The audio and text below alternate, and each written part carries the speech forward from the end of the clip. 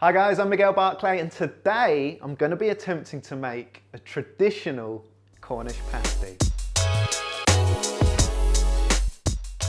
So the first thing I needed to find out was what makes a Cornish pasty a Cornish pasty.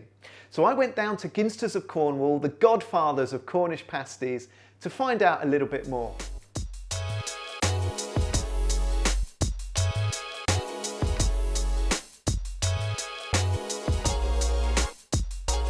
Basic ingredients: onions, swede, potato, skirt beef, salt, pepper. Okay. Really humble ingredients, but totally delicious.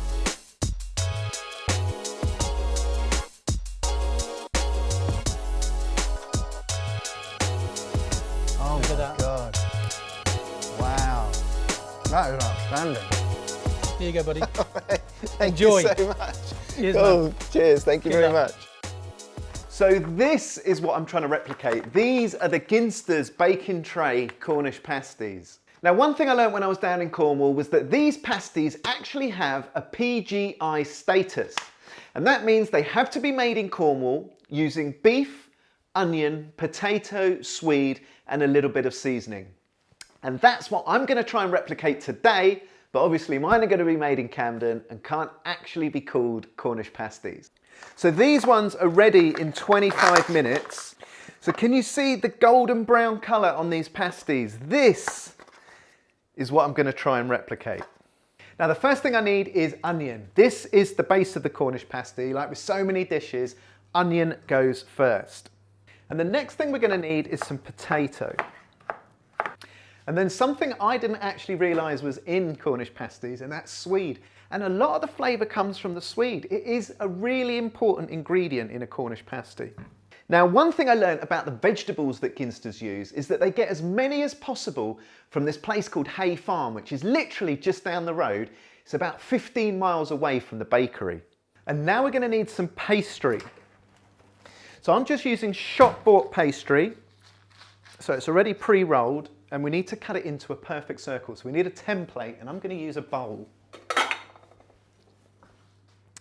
So just pop that on top and then cut round. And here we go. We've got a perfect circle. Next, we're going to start layering our ingredients, and we're going to start with a little bit of onion. So right into the middle. Then we want some potato and a little bit of swede.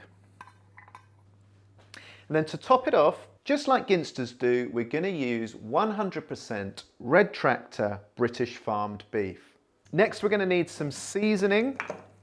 So a little bit of salt and loads of cracked black pepper.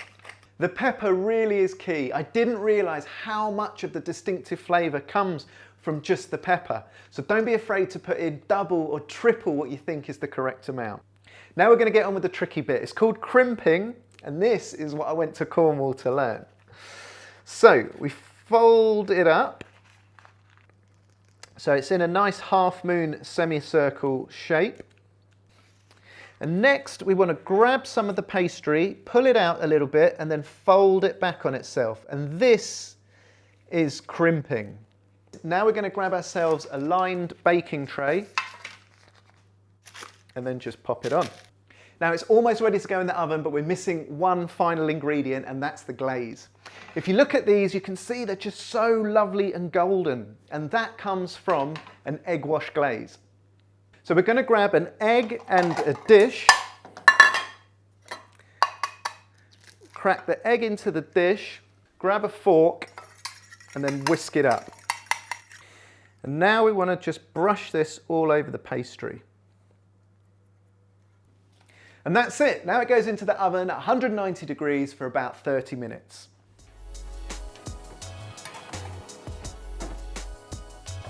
Right, that's been 30 minutes in the oven, so it should be ready now. Oh, wow. Look at that. That looks amazing. Not quite as neat as an original Ginsters, but it's still all right. It's got the essence of a Cornish pasty.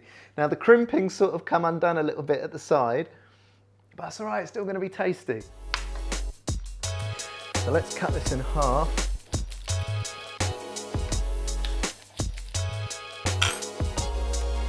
Oh wow. Now this is a great example of how you can use simple ingredients to make something that is far greater than the sum of its parts. This is simple cooking seasoned with just salt and pepper. You can taste the swede, so important, and the pepper. Then you've got the onions. It's a beautiful flavour combination. That's why it's a classic. Now I've shown you how to make my version of a Cornish pasty, but if you're after a quicker, more convenient, authentic Cornish pasty, then give these Ginsters bake and tray Cornish pasties a try.